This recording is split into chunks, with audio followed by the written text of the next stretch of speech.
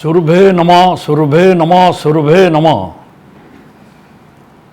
गाय विश्व की माँ है।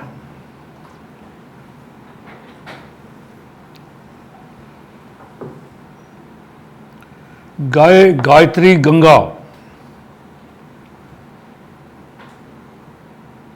अनंत काल इस धरती के शुभारंभ के साथ आई।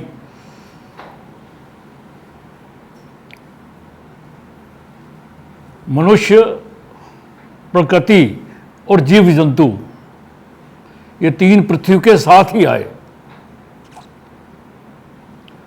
मनुष्य पलेंगे कैसे, उसके लिए गाय को भेजा गया। गाय अपने आप में एक कृषि है, अपने आप में इकोनॉमी है, अपने आप में औषधि है, खेती बाड़ी इसी से है, ट्रांसपोर्ट है। पूर्ण मनुष्य को पालने के लिए जीवन के अंत तक गाय का गोबर, गाय का मूत्र, गाय का दूध और खेती, ये सब पूर्ण है, पूरक है। सब इसी से ही पलते थे, इसलिए गाय को मां माना गया। एक अपनी मां घर की, एक गाय माता, एक पृथ्वी माता, तीनों की मान्यता इसी से बनी है। समुद्र मंथन हुआ तब उसमें से कामधेनु निकली। 14 रत्नों में से एक। गाय किसी मनुष्य ने बनाई नहीं, ये प्रभु का वरदान है, वर है। इस हजारों लाखों वर्षों से गाय पूजी जाती थी, मां पूजी जाती थी, गंगा पूजी जाती थी। गंगा से भी पहले गाय है। गोमुख से गंगा निकली, इसका तात्पर्य गाय गंगा से भी पहले आई। आज भी देखेंगे गौ का मुख आज भी वही स्थिति में है। कभी किसी युग में, कभी किसी काल में, कभी किसी खंड में गाय, इस पूरे विश्व में गाय नहीं कटी। इस देश में गाय का कटने का तो प्रश्न ही नहीं था। 1857 की क्रांति गाय के ऊपर ही थी। मंगल पांडे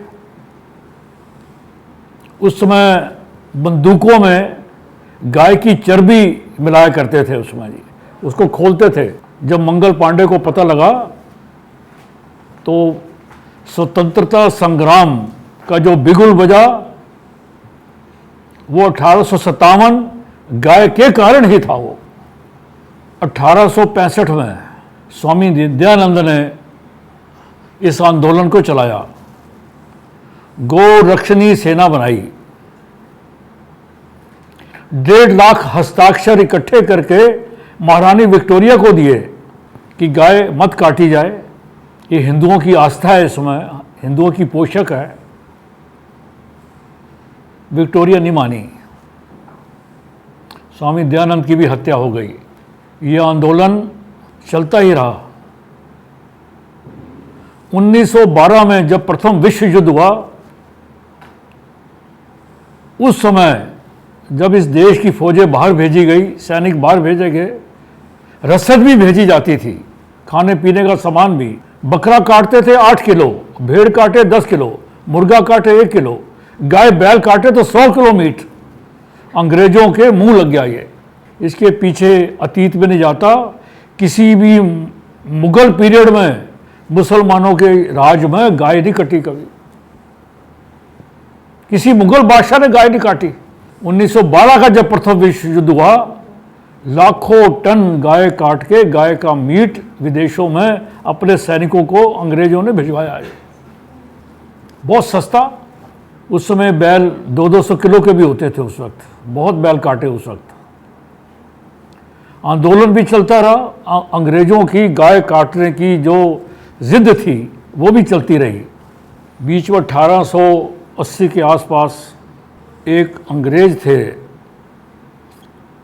विक्टोरिया ने उसको कहा पूरे देश में घूमो।